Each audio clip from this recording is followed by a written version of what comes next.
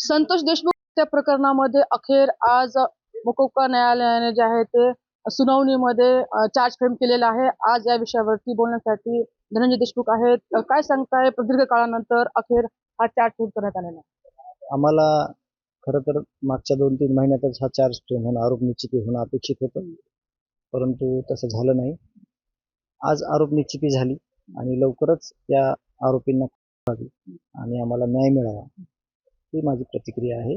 आणि लवकरात लवकर न्याय मिळाला पाहिजे ही अपेक्षा देखील आहे. मात्र आज सुनावणीमध्ये काय काय घेण्यात आलं आणि कशा पद्धतीने ते त्या ठिकाणी डिबेट मांडण्यात आली? नाही, मी ह्या विषयावर जे मेरिट आहे, जे कोर्टात काही गोष्टी होतात त्या कायदेशीर बाबी निकम साहेबांनी तुम्हाला मांडलेल्याच आहेत. परंतु चार्ज फ्रेम कसा झाला नाही पाहिजे, उशीर करून त्यांचा जे काही उद्देश होता त्या उद्देशानं त्यांची सगळी त्यांचे राईट ते वापरत होते, त्याबद्दल काही बोलणं उचित नाही. परंतु आज सरकारी वकील जे आहेत निकम साहेब आणि कोले साहेब आणि आयोग देखील होते, या सर्वांनी मिळून ज्या काही कायदेशीर बाबी आहेत त्या स्पष्ट करून आज आरोप निश्चिती झालेली आहे.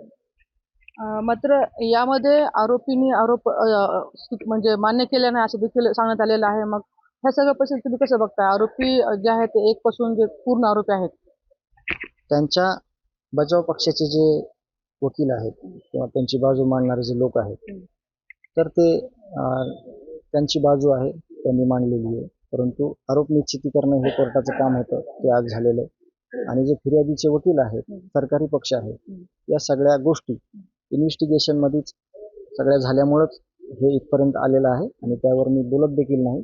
परंतु या सगळ्या कायदेशीर बाबी हे वकील साहेब मांडतील. मग आता ह्या केसला जे आहे ते आता गती येईल असं वाटतं का आपल्याला?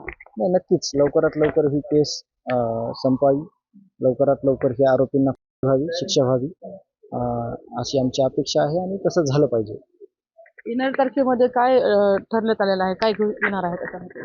नाही, ते सगळे जे काही सिक्वेन्स आहे ती सिक्वेन्स मागाशी निकम साहेबांनी सांगितलेली आहे. त्याप्रमाणे काही कोर्टाला त्यांनी जे काही सूचना असेल त्याप्रमाणे सगळे कागदपत्र, साक्षीदारांची लिस्ट हे सगळं देणं होईल. तर आपण पाहू शकता की आता नुकतंच माननीय न्यायालयाने कोर्टामध्ये युक्तिवाद झाला आणि त्यानंतर जे आहे ते या प्रकरणामध्ये अखेर चार्ज फ्रेम करण्यात आलेला आहे आणि यानंतर आता येईल त्या 9 तारखेला यावरती पुढचं यामध्ये चर्चा होणार आहेत आणि त्यात युक्तिवादानंतर आता ह्या केसला जे आहे ते प्रगती येणार असल्याचे देखील या ठिकाणी धनंजय देशमुख यांनी म्हटलेलं आहे. या सर्व अपडेटकडे आपलं लक्ष राहणार आहे. कॅमेरा पर्सन अनंत रावसह सुकेश नाईकवाडे, महाराष्ट्र टाइम्स बीड.